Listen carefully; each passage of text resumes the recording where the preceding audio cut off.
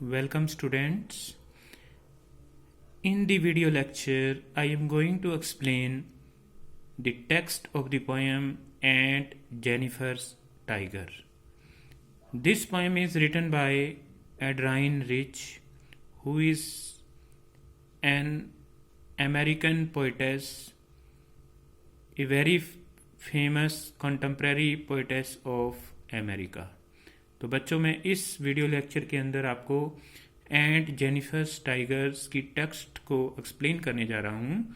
ये poem एड्राइन rich, जो कि अमेरिका की समकालीन पोइट है, उसके द्वारा लिखी हुई है। This poem is full of symbols. इस पोएम में कई सिम्बल्स यूज हुए हैं। The poem has 3 stanzas. Poem में 3 ही स्टैंजाज हैं। एंट Jennifer's tigers prance across a screen, bright topaz denizen of a world green. They don't fear the man beneath the tree.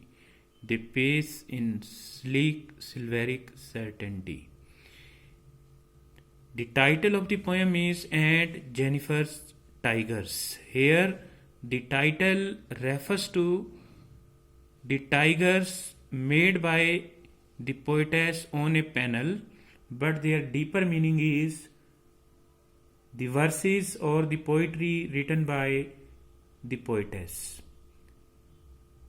Ant Jennifer's tiger का जो meaning है वो ये बनता है कि एंट जेनिफर्स जो टाइगर बुन रही है, बना रही है या पेंट कर रही है एक पैनल के ऊपर, या फिर इसका जो डीपर मीनिंग बनता है एंड जेनिफर जो पोएट या जो पोइट्री लिख रही है, जो वर्स लिख रही है, उससे उसका मीनिंग बनता है।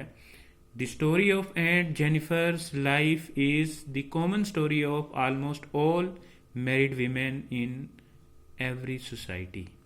एंट जेनिफर की जो स्टोरी है वो शादीशुदा जो भी औरत होती है किसी भी समाज के अंदर, उसी की ही कहानी है। They spend all their life in doing household work from morning till evening.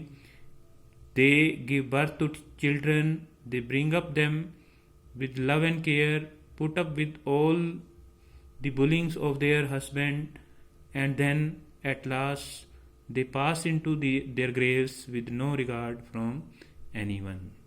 तो ये मैरिड लाइफ के बारे में पोएम है कि जो औरतें हैं वो सुबह से लेकर के शाम तक शादी के बाद काम करती हैं, बच्चों को जन्म देती हैं, उनका बड़े प्यार से पालन पोषण करती हैं, अपने हस्बैंड की हर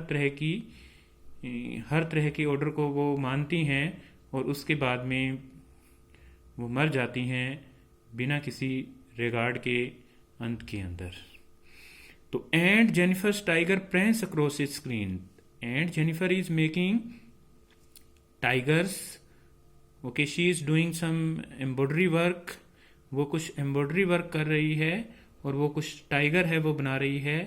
bright topaz denizen of a world green. The tigers are inhabitants of forest. They live in forest.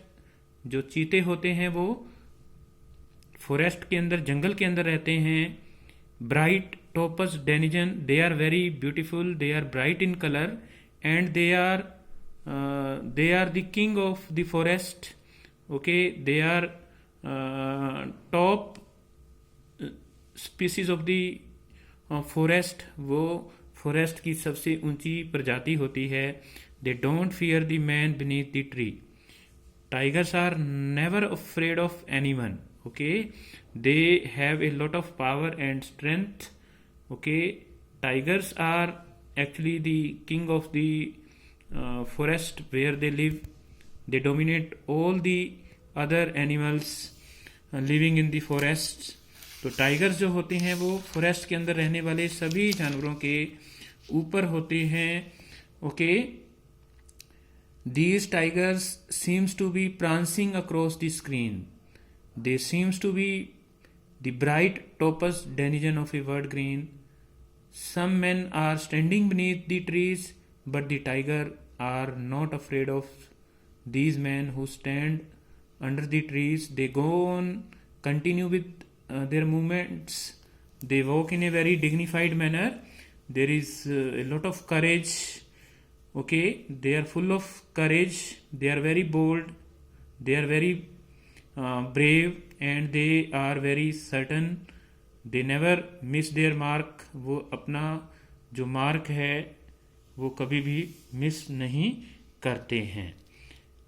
Actually, in this stanza, the poetess is showing herself a prey of male dominant society, and Jennifer अपने को दिखा रही है कि वो कैसे male dominated society की एक विक्टिम है, और वो मेल डोमिनेट सोसाइटी के खिलाफ अपनी आवाज़ को बुलंद करना चाह रही है. And Jennifer's fingers fluttering through her wool even find even the ivory needle hard to pull. The massive weight of uncle's wedding band sits heavily upon Aunt Jennifer's hand. Now, a long time has passed since marriage between Aunt Jennifer and her husband took place, but their marriage was not a happy one. This marriage was not very meaningful. जो शादी है वो हुए बहुत समय हो चुका है, and since there marriage and Jennifer is doing all the house hold work.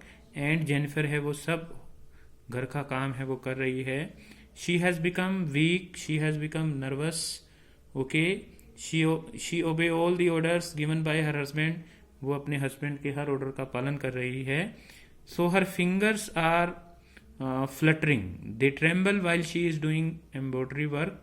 वो जो भी पैनल पर टाइगर बना रही है उस कारण से उसके जो फिंगर्स हैं वो अब कमज़ोर हो चुके हैं, और उस कारण से वो जो वूल से पैनल पर टाइगर्स बना रही है वो सही नहीं बना पा रही है, क्योंकि उसकी उंगलियां हैं वो नीडल को, उस सुई को उस पैनल से निकालते हुए कांप रही हैं. Find even the ivory needle hard to pull. ठीक है, वो उस पैनल में से उस सुई को निकाल नहीं पा रही है. The massive weight of uncle's wedding band. और जो वेडिंग बैंड जो रिंग है वो दोनों ने, हस्बैंड ने वाइफ को शादी के लिए दी है, वो उसके लिए एक प्रकार से बड़ी ही हैवी सिद्ध हुई है. Okay, the massive weight of uncle's wedding band sits heavily upon Aunt Jennifer's hand, and due to this band she is unable to get any freedom in her life. And Jennifer's finger flutter as she moves them through the wool. She finds it difficult even to pull even the ivory needle through the wool.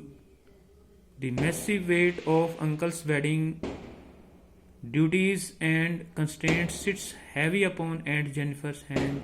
Her hand has been a continuous tale of, her life has been a continuous tale of slavery, and there is no rest at all in Aunt Jennifer's life. So she is feeling very weak, she is feeling very nervous due to her marriage with her husband.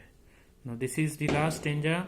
When Aunt is dead, her terrified hand will lie still, ringed with ordeal she was mastered by.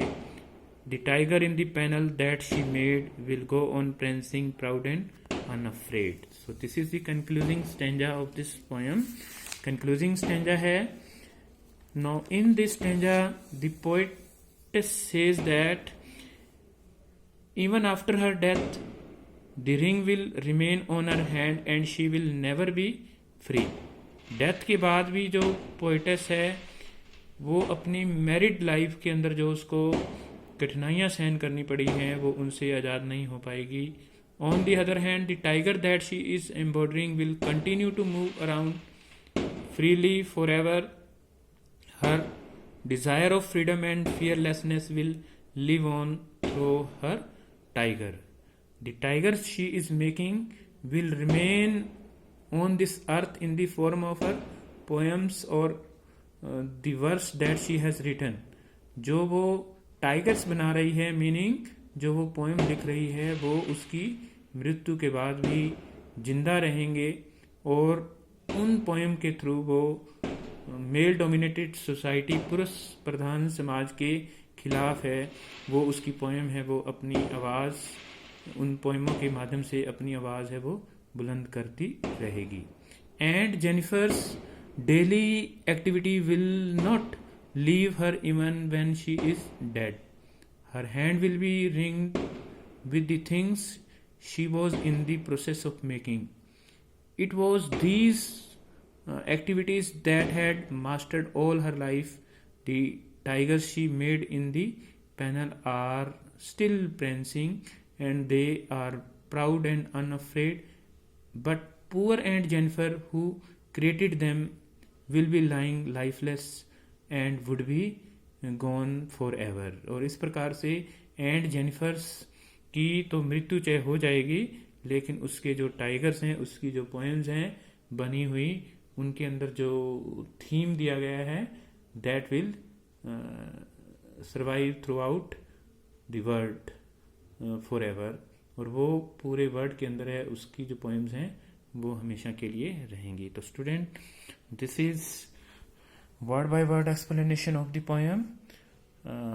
In the next videos we will do some comprehension passages of this poem. Thank you very much for listening me and have a nice day.